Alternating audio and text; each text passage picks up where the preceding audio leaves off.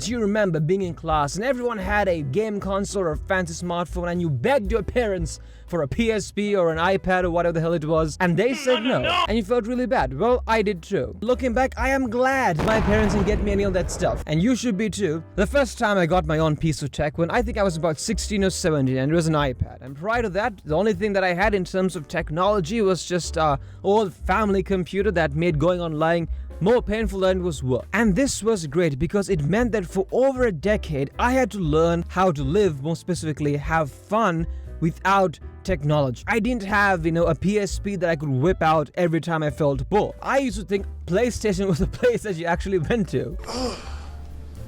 Idiot. So I had to learn how to find the fun in the simple things like Lego Duplo, playing with mud, lighting things on fire. I'm not joking, alright? When I was young, I used to spend hours burning things. One of my hobbies as a kid was being an arsonist, and not to mention reading books. When I was younger, I would read an insane amount of books. Harry Potter, Animal Arc, Dolphin Diaries, Pony Pals. Yes, it gets progressively more girlish, my reading house, but it was good, okay? They were good books, god damn it. I developed healthy, non-digital hobbies that are actually beneficial, which in the case of reading, and that was because I didn't have a screen shouting in my face the second I felt bored. And not to mention, man, the greatest benefit of all, not having access to social media as a kid. I vividly remember being in the 6th grade and thinking snapping was a game that you played on a playground. Like girls catch boys, great times, and only time women ever approached me in my entire life.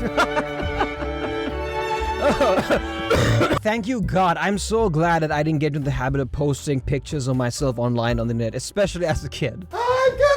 And also, man, I'm, despite what I sound like sometimes, a guy. And I went through the typical 14-year-old phase of saying the cringiest, darkest, most insane things that you ever heard in your entire life. Because I thought I was being edgy and cool, and that's how we get the ladies. And good God, if I posted some of my quote-unquote jokes online, I would have gotten cancelled like 10 times over. And also, because I didn't post anything online, I never had any interest in getting likes and getting followers and experiencing that dopamine rush from that validation, which I think is very damaging, especially younger people. So that's another benefit that I experienced. And by the way, if you like being on social media and posting pictures and whatnot, that's all great. I'm not saying you're a bad person, but it's not my cup of tea. Now, some may say, oh, stop being so over dramatic. You're just coping for being broke. Well, when I did get my iPad in, I think, 2015 or 2016, I was screwed. All I did was just watch YouTube and play Asphaltate. I stopped reading, burning things, going outside. All of that was down the toilet. I was overwhelmed. I went from having like zero access to technology to having the world in the palm of my hands. I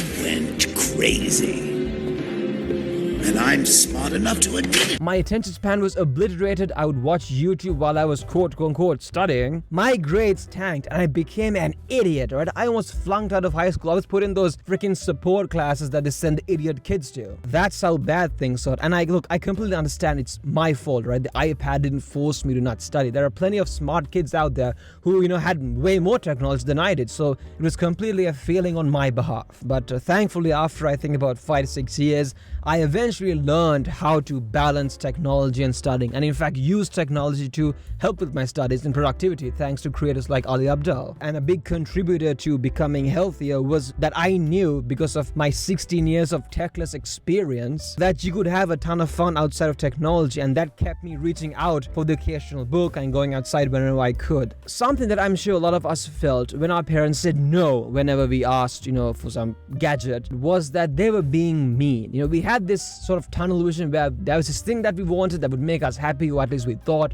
would make us happy, and our parents wouldn't give it to us, which means that they don't want to be happy, which means that they hate you. The Kevin McAllister way of thinking. I'm living alone. Or you thought your family was broke. I want I'm broke now. And I'm sure a lot of us felt the latter, because I see a ton of videos online of people talking about growing up broke or poor. And I kind of felt similar to that, and I gotta give my younger self a slap.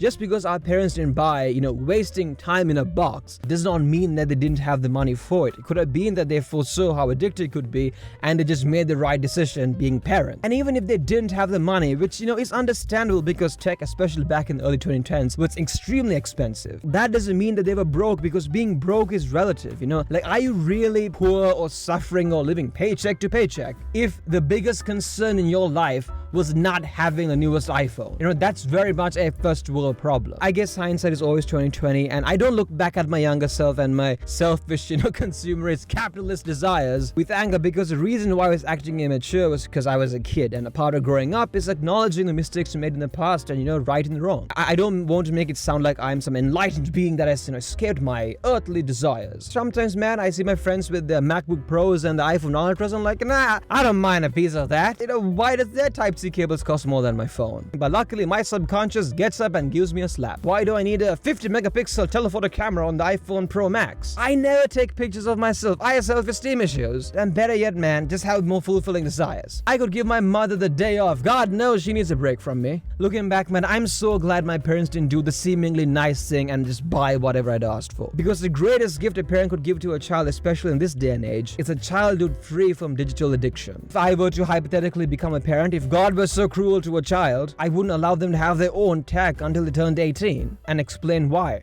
Because I strongly believe that if you talk to a kid honestly, just be real and direct with them, and not talk down to them and say, you idiot, you don't know anything, and just, talk to them as if they were a being with a functional brain, that a lot of those feelings of, being misunderstood or unheard would be neutered away. Or you could get actually neutered and not have to deal with this crap in the first place.